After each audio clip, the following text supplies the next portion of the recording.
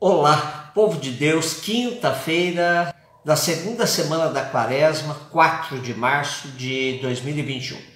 A nossa reflexão de hoje é a partir de Jeremias 17, de 5 a 10 e de Lucas 16, de 19 a 31.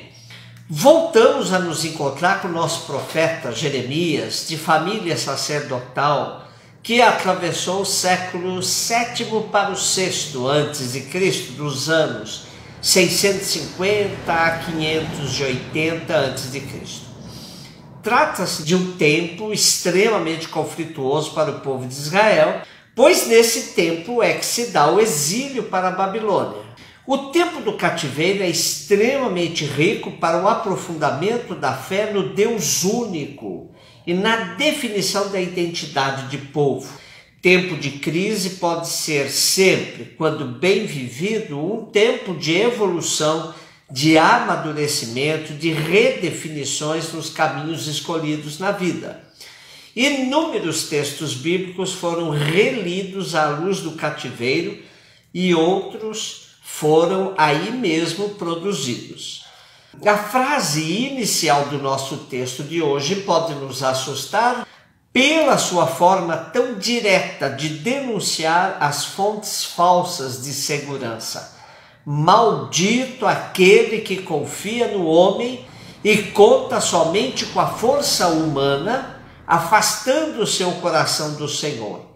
Podemos dizer que no caso de Jeremias trata-se de uma convicção que brota de sua própria experiência.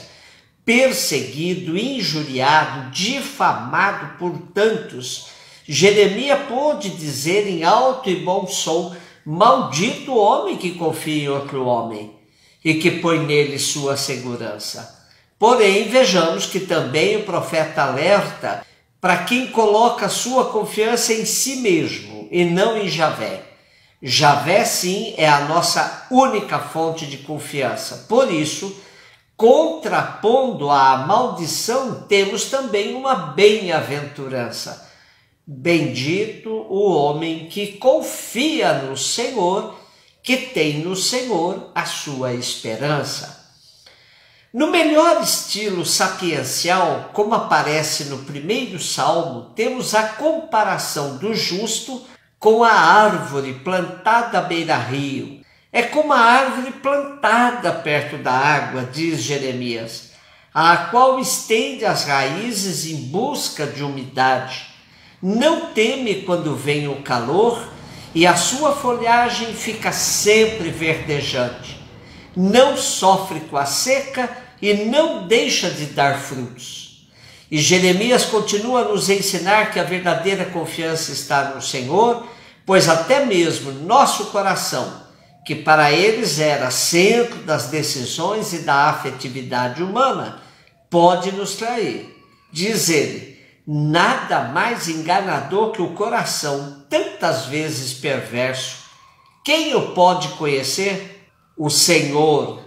É Ele que penetra os corações e sonda as entranhas, a fim de recompensar cada um pela sua conduta e pelos frutos das suas ações. Belíssimo também, nessa perspectiva, o Salmo 40, que expressa a confiança em Deus, rezando: esperei confiantemente pelo Senhor e Ele, inclinando-se para mim, ouviu o meu grito, o meu clamor. Ele me tirou de um poço de destruição, colocou os meus pés sobre uma rocha e me firmou os passos. Pôs em minha boca um novo cântico de louvor ao nosso Deus. Como é feliz o homem que confia no Senhor. Lucas 16, 19, 31. Lucas é o evangelista que mais bem relata o conflito de interesses de classes sociais.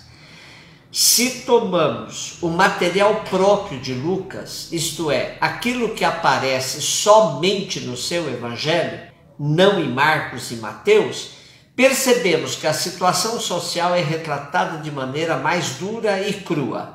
Já sabemos que nas bem-aventuranças, enquanto Mateus fala de pobres em espírito, Lucas fala somente pobres. é o único que traz o Magnífica, onde Maria diz que Deus despediu os ricos de mãos vazias e saciou de bens os famintos. Também é exclusivo de Lucas o relato da conversão do rico ladrão Zaqueu. E, sobretudo, Lucas nos mostra Jesus dizendo que sua missão é anunciar a boa nova aos pobres. A parábola de hoje é bem didática, mostrando que a confiança na riqueza, que provoca reações de indiferença em relação aos pobres, poderá padecer a inversão da situação no pós-morte.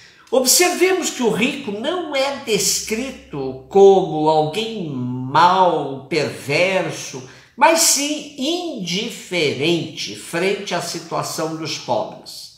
Dar banquete em si mesmo não é imoral, mas banquetear-se sabendo que os pobres batem à porta, esperando migalhas que sobram, torna-se assim uma atitude que grita por si mesma. No diálogo com Abraão, temos um rico até preocupado com seus irmãos, o que nos sugere que a riqueza entorpece a pessoa, não permitindo que veja a realidade ao seu redor.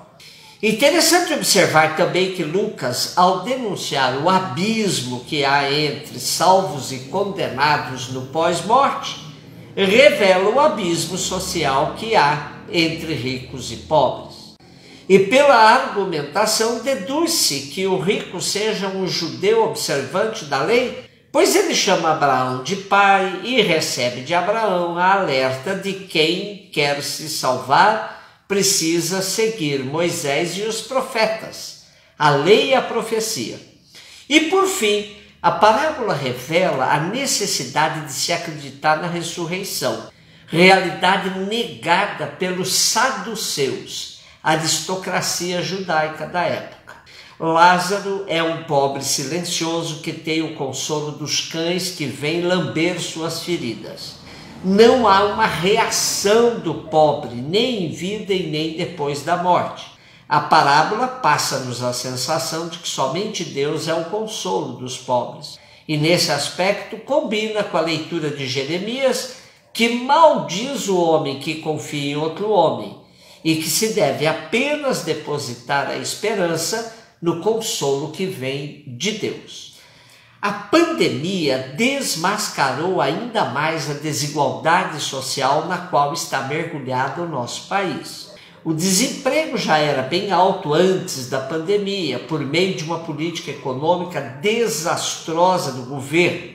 O retorno do país ao mapa da fome é outro indicador que revela o desastre das decisões da equipe econômica atual. Estamos vendo crescer o abismo que separa ricos e pobres, pois em plena pandemia a concentração de renda aumentou assustadoramente. O Brasil é o segundo país de maiores taxas de concentração de renda, perdendo apenas para o Catar. 1% mais rico da população brasileira detém 28,3% da renda e 10% mais ricos ostentam 42,5%. Enquanto isso, os 40% mais pobres possuem 10,4%. Essa situação continua a se agravar, multiplicando os Lázaros da parábola, que continuam sentados à porta dos grandes banqueteadores de hoje, tão indiferentes e insensíveis como o rico da parábola. O grande problema da sociedade brasileira é que os 40% dos pobres continuam sentados passivamente, esperando as migalhas através de bolsas, auxílios emergenciais e ainda achando que os banqueteadores são bonzinhos e caridosos. Desta forma, o país não muda nunca. E podemos repetir com Jeremias todos os dias: maldito o homem que confia em outro homem. Apesar das sombras deste mundo fechado à solidariedade, o Papa Francisco nos convida para não perdermos a esperança.